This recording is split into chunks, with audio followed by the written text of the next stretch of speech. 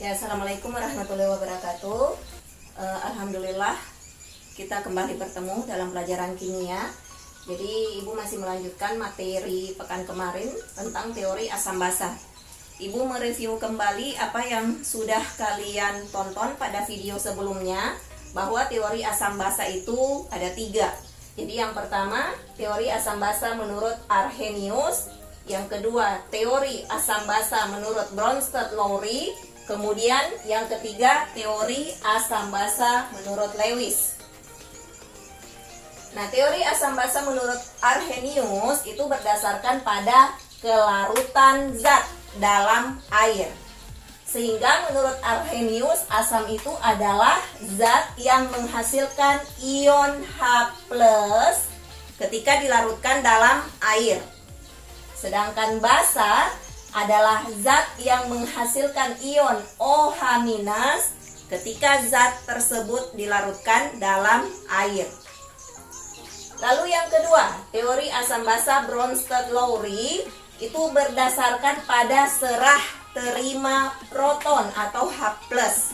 Jadi ada yang menyerahkan proton dan ada yang menerima proton. Nah, yang menyerahkan proton itu adalah asam. Sedangkan yang menerima proton itu adalah basa. Yang menyerahkan proton ini disebut sebagai donor proton. Itu tadi adalah zat asam. Sedangkan yang menerima proton disebut sebagai akseptor proton, itu adalah basa. Nah, di sini ada 3 contoh. Contoh yang pertama, HCl tambah H2O menghasilkan H3O+ ditambah Cl-. Jadi di sini kita akan menentukan yang mana zat yang bertindak sebagai asam, yang mana zat yang bertindak sebagai basa. Nah, sesuai dengan definisinya bahwa asam adalah zat yang menyerahkan atau memberikan proton. Kita lihat HCl. Kita cari pasangannya yang ada Cl. Ini tidak ada, ini tidak ada, ini. Berarti ini pasangan ya. Yang ini pasangan HCl dan Cl. Nah, apa yang membedakan? Cari perbedaannya. Di sini ada hanya, di sini tidak ada. Berarti hanya ini dia berikan ke sini. Ini dia berikan ke sini H+-nya atau protonnya. Nah, karena ini zat yang memberikan H+, maka HCl ini berfungsi sebagai asam.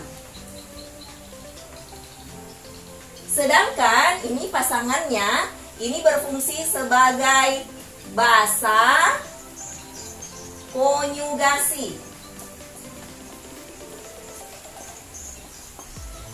Nah, sekarang kita lihat, ini tadi zat ini menerima H+ atau menerima proton.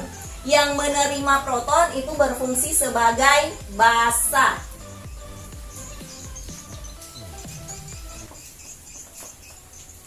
Ini pasangannya dengan ini, berarti ini adalah asam konyugasi.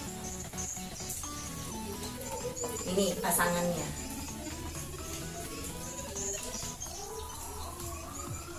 Ya, ini contoh yang pertama. Sekarang contoh yang kedua. Sekarang kita lihat CH3COOH H2O menghasilkan H3O+ ditambah dengan CH3COO-. Nah, sekarang kita lihat COOH. Ini COO. Ada CH3-nya, di sini juga ada CH3-nya. Jadi dia pasangan. Sekarang kita lihat yang mana zat yang bertindak sebagai asam dan yang mana zat yang bertindak sebagai basa. Di sini dia masih memiliki H, kemudian di sini hanya sudah tidak ada. Berarti ini pasangan dengan yang ini ya. Ini pasangan dengan yang ini. Oke, sekarang kita lihat. Ada hanya, di sini tidak ada. Berarti H ini H+ dia berikan ke sini.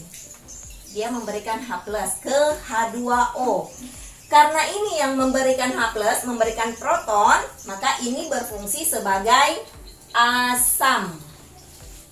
Sedangkan ini pasangannya berfungsi sebagai basa konjugasi.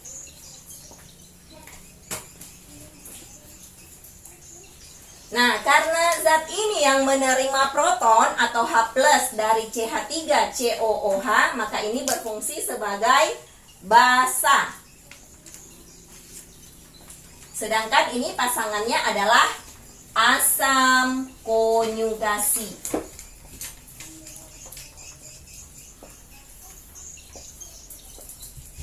Ini pasangannya.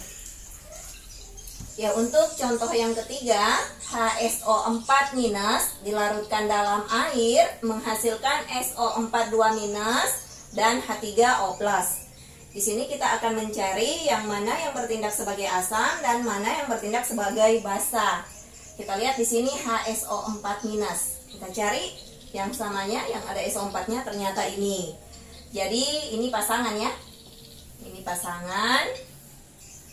Nah, yang membedakan di sini ada H-nya, di sini H-nya tidak ada. Berarti H yang ini H+-nya diberikan ke H2O. Karena ini yang memberikan, maka ini yang bertindak sebagai asam. Ini pasangannya bertindak sebagai basa konjugasi. Nah, kemudian ini yang menerima H+ atau menerima proton, ini bertindak sebagai basa. Kemudian pasangannya adalah asam konjugasi. Ya, sehingga untuk teori asam basa Bronsted-Lowry itu dikenal juga dengan teori asam basa konjugasi. Jadi ini pasangan asam basa konjugasinya adalah HCl dengan Cl-. Kemudian H2O dan H3O+. Lalu untuk contoh yang di bawah, pasangan asam basa konjugasinya adalah CH3COOH dan CH3COO-, kemudian H2O dan H3O+. Kemudian untuk yang ini, pasangan asam basa konjugasinya adalah HSO4- dan SO42- serta ini H2O dan H3O+. Ya, mudah-mudahan contoh pasangan asam basa konjugasi yang sudah Ibu jelaskan bisa kalian pahami dengan baik. Sekarang kita lanjut pada teori yang ketiga, yaitu teori asam basa Lewis.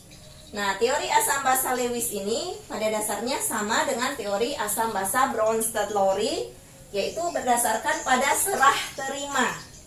Yang membedakan, kalau teori asam basa Bronsted-Lowry itu adalah serah terima proton. Kalau teori asam basa Lewis itu serah terima pasangan elektron bebas. Pada teori asam basa Bronsted-Lowry yang menyerahkan adalah asam. Pada teori asam basa Lewis yang menyerahkan adalah basa. Jadi kebalikannya. Nah, yang menerima adalah asam. Jadi, kalau ada yang menyerahkan, pasti ada yang menerima. Yang menyerahkan basa, sedangkan yang menerima adalah asam. Ya, contoh teori asam basa Lewis, ada dua contoh. Jadi, yang pertama, NH3 direaksikan dengan BF3, menghasilkan NH3BF3. Jadi, untuk mengetahui yang mana spesies yang bersifat sebagai asam, dan yang mana spesies yang bersifat sebagai basa, maka kita harus mengetahui nomor atom dari masing-masing unsur. Nitrogen. Nitrogen ini pada tabel periodik unsur nomor atomnya adalah 7. Kemudian H pada tabel periodik unsur nomor atomnya adalah 1.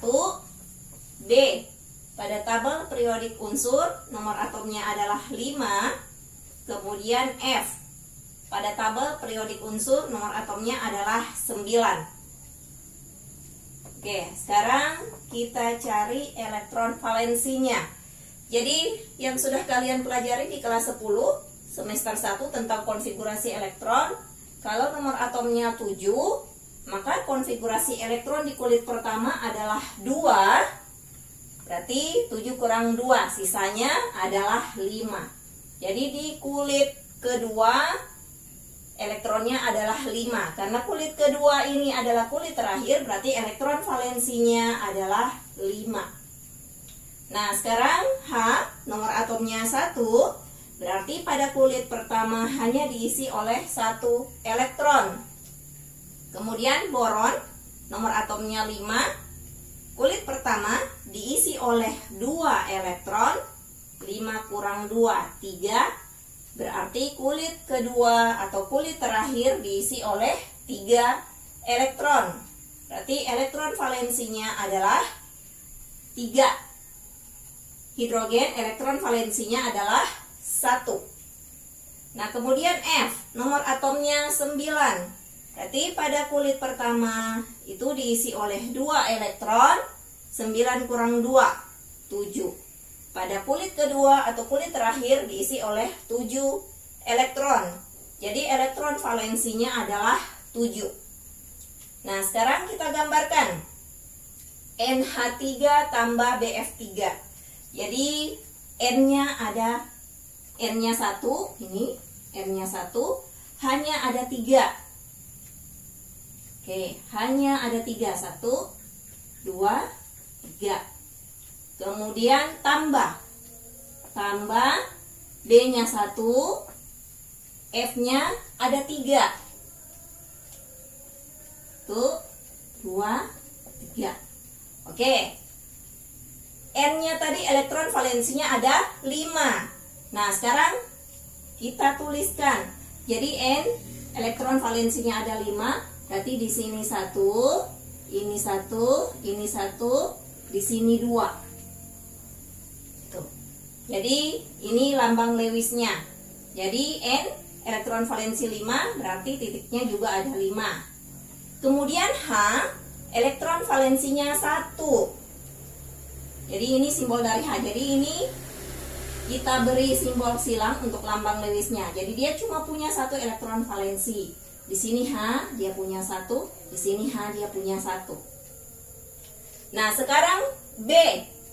B ini elektron valensinya 3. Oke, B punya elektron 3. 1, 2, 3.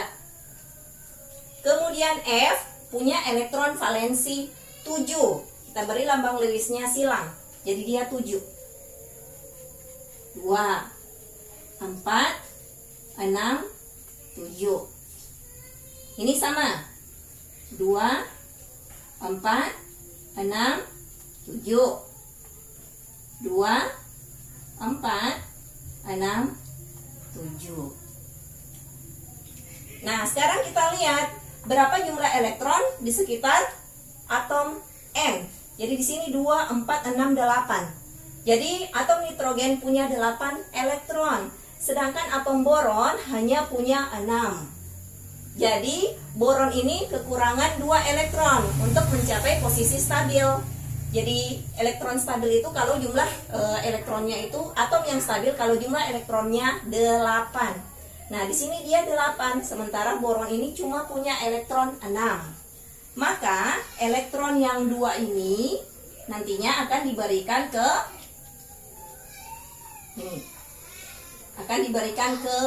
B. Sehingga ini nanti gambarnya menjadi seperti ini ya. Hasil reaksinya N H B F-nya 3. Jadi di sini dia punya 2. Ini tadi.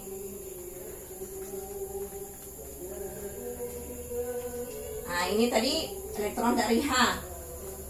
Kemudian ini elektron dari F tadi ada 7.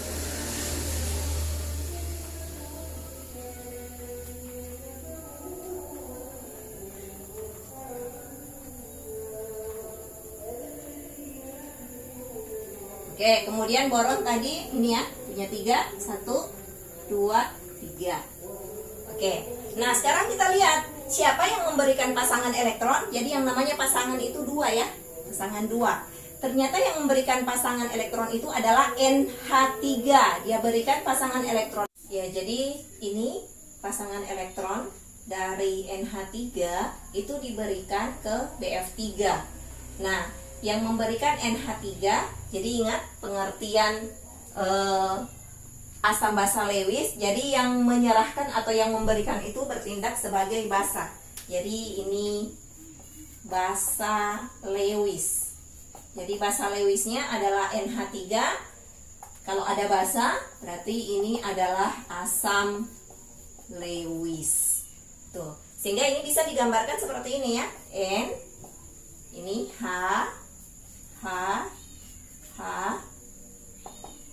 kemudian B, F,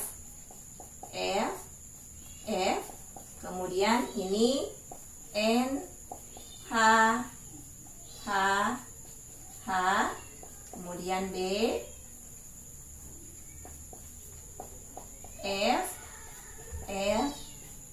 F, kemudian ini tanda panah.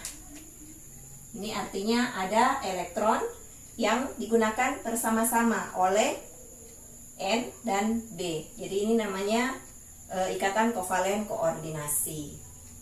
Oke, untuk contoh yang kedua, H+ tambah NH3 menghasilkan NH4+. Sekarang kita lihat dulu. H ini nomor atomnya 1, berarti konfigurasi elektronnya adalah 1. Kemudian N, nomor atomnya itu 7, berarti pada kulit pertama diisi oleh 2 elektron.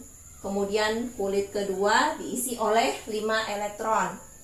7 kurang 2, 5. Nah, sekarang ada H+.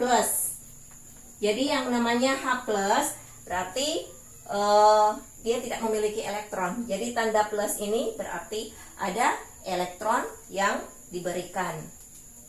Oke. Nah, sekarang kita gambarkan H. Kemudian NH3. Hanya ada 3. Menghasilkan NH4. Berarti hanya ada 4. Oke, yang ini dia tidak punya elektron. Kemudian di sini N tadi elektron valensinya 5. Kita tulis 5, berarti ini 1, 2, 3, 4, 5. Kemudian H yang ini dia punya elektron valensi 1. Berarti kita beri tanda silang tambang Lewisnya. Di sini H1, di sini H1. Nah, H yang ini dia tidak punya elektron, tidak punya pasangan elektron, sedangkan yang di sini dia punya 8, 2, 4, 6, 8. Nah, sebuah atom dikatakan netral kalau dia punya 8 ya, 8 elektron. Sehingga yang ini pasangan elektronnya diberikan ke H+. Nah, karena yang memberikan adalah NH3, maka ini bertindak sebagai basa Lewis. Sedangkan H+ bertindak sebagai asam Lewis. Itu. Jadi ini kalau dituliskan bisa seperti ini. Nah, ini tanda panah. Warna biru saja ya. Tanda panah berarti ikatan kovalen koordinasi. Ada pasangan elektron yang diberikan ke H+. Ya, mudah-mudahan kalian paham dengan contoh asam basa Lewis yang sudah Ibu jelaskan. Sekarang kita lanjut pada kelemahan teori asam basa Arrhenius. Nah, mengapa sampai ada 3 teori asam basa? Karena pada teori asam basa yang pertama, Arrhenius itu memiliki kelemahan. Jadi kelemahannya sebenarnya ada beberapa, cuma Ibu hanya tuliskan garis besarnya saja, yaitu teori asam basa Arrhenius hanya terbatas pada pelarut air. Ingat bahwa asam basa Arrhenius itu berdasarkan kelarutannya di dalam air. Berarti pelarut yang digunakan adalah air. Sementara pada larutan itu tidak melulu pelarutnya adalah air. Bisa juga pelarutnya berupa etanol, berupa ether, dan lain sebagainya. Itu. Jadi dia hanya terbatas pada pelarut air. Nah, kemudian karena dia memiliki kelemahan sehingga Bronsted-Lowry mengemukakan teori asam basa yang baru yang sudah kalian pelajari sebelumnya. Namun ternyata Bronsted-Lowry ini memiliki kelemahan juga. Jadi kelemahannya yang pertama, tidak dapat menjelaskan reaksi-reaksi yang tidak melibatkan proton atau H+. Jadi teori asam basa Bronsted-Lowry itu kan berdasarkan serah terima proton atau H+. Jadi harus melibatkan proton atau H+. Nah, tidak selamanya senyawa-senyawa kimia itu selalu melibatkan proton. Ada kalanya tidak melibatkan proton. Ada kalanya dia menggunakan ion-ion kompleks. Ini yang tidak bisa diselesaikan oleh teori asam basa Bronsted-Lowry, sehingga muncullah teori asam basa yang ketiga, yaitu teori asam basa Lewis yang sudah kita pelajari tadi. Sehingga kesimpulan dari pembelajaran kita hari ini bahwa teori asam basa itu dikemukakan oleh 3 ilmuwan. Yang pertama Arrhenius, yang kedua Bronsted-Lowry, yang ketiga Lewis. Nah, menurut Arrhenius, asam itu adalah senyawa yang menghasilkan ion H+ ketika dilarutkan dalam air, sedangkan basa adalah senyawa yang menghasilkan ion OH- ketika dilarutkan dalam air. Nah, sedangkan menurut Bronsted-Lowry, asam itu adalah donor proton atau H+. Nah, sedangkan menurut Lewis, yang donor itu adalah basa, donor pasangan elektron.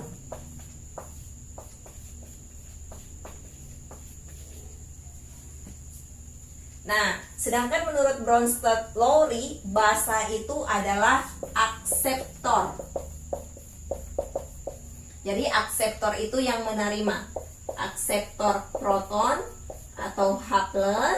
Sedangkan menurut teori Lewis, yang akseptor itu adalah asam, akseptor pasangan elektron.